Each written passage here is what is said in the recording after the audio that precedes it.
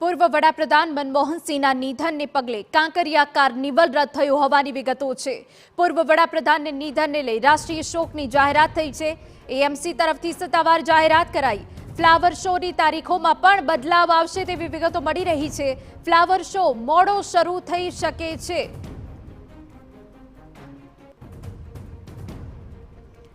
AMC તરફથી આ સત્તાવાર જાહેરાત કરવામાં આવી છે। ફ્લાવર શોની તારીખોમાં પણ બદલાવ આવી શકે છે તેવી વિગતો હાલ તો મળી રહી છે।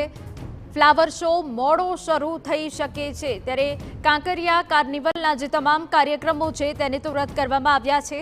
એએમસી તરફથી સત્તાવાર જાહેરાત કરવામાં આવી છે। પૂર્વ વડાપ્રધાનના નિધનને લઈ રાષ્ટ્રીય શોકની જાહેરાત થઈ છે અને તે બાદ તમામ કાર્યક્રમો રદ કરવામાં આવ્યા છે।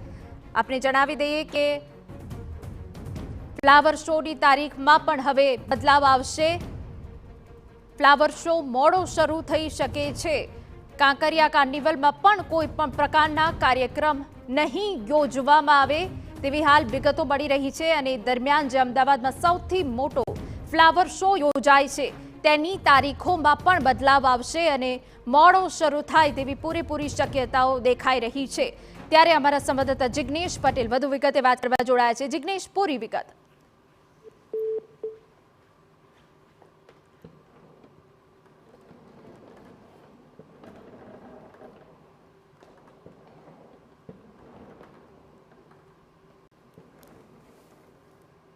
તો ફ્લાવર શોની નવી તારીખોને લઈને આગામી દિવસોમાં જાહેરાત કરવામાં આવશે, પરંતુ કાંકરિયા કાર્નિવલના પણ તમામ કાર્યક્રમો રદ કરી દેવામાં આવ્યા છે। આપણે જણાવી દઈએ કે કોઈ પણ પ્રકારના કાર્નિવલને લગતા કાર્યક્રમો નહીં યોજાય। સાથે સાથે ફ્લાવર શોની તારીખોમાં પણ બદલાવ કરવામાં આવશે। ફ્લાવર શો મોડો શરૂ થઈ શકે છે તેવી પણ હાલ વિગતો મળી રહી છે। તો પૂર્વ વડાપ્રધાન મનમોહન સિંહના નિધનને પગલે તમામ કાર્યક્રમો રદ થયા છે। અમારા સંવાદદાતા જિગ્નેશ પટેલ વધુ વિગતે વાત કરવા જોડાયા છે। જિગ્નેશ, પૂરી વિગત। હિના, જે પ્રકારે મનમોહન સિંહનું અવસાન થયું છે તેને પગલે રાષ્ટ્રીય શોક જાહેર કરવામાં આવ્યો છે।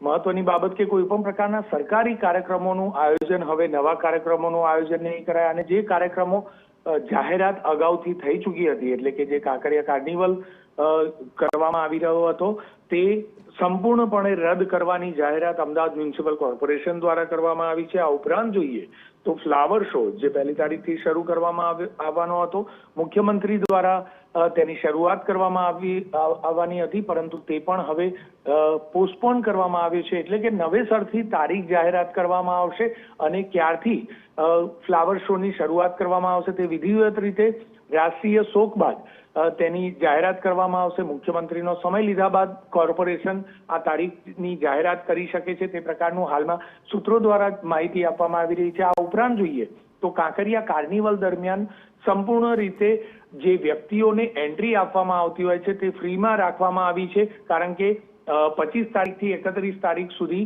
જે એન્ટ્રી ફી હોય છે તે હંમેશા ફ્રી કરી દેવાતી હોય છે અને આ વખતે તે માત્ર એન્ટ્રી ફ્રી રાખવામાં આવશે, પરંતુ કોઈ પણ પ્રકારના સ્ટેજ પ્રોગ્રામ કે અન્ય કોઈ પણ પ્રકારના કાર્યક્રમો કાંકરિયામાં કરવામાં આવશે નહીં, કારણ કે રાષ્ટ્રીય શોકનું સંપૂર્ણપણે પાલન કરવામાં આવશે તે પ્રકારનું કોર્પોરેશન દ્વારા વિધિવત રીતે જાહેરાત કરી દેવાઈ છે। બિલકુલ, આભાર જિગ્નેશ। ખૂબ અગત્યની જાણકારી આપ આપી રહ્યા છો કે જ્યાં કાર્નિવલને લગતા કોઈ પણ પ્રકારના કાર્યક્રમ નહીં કરવામાં આવે।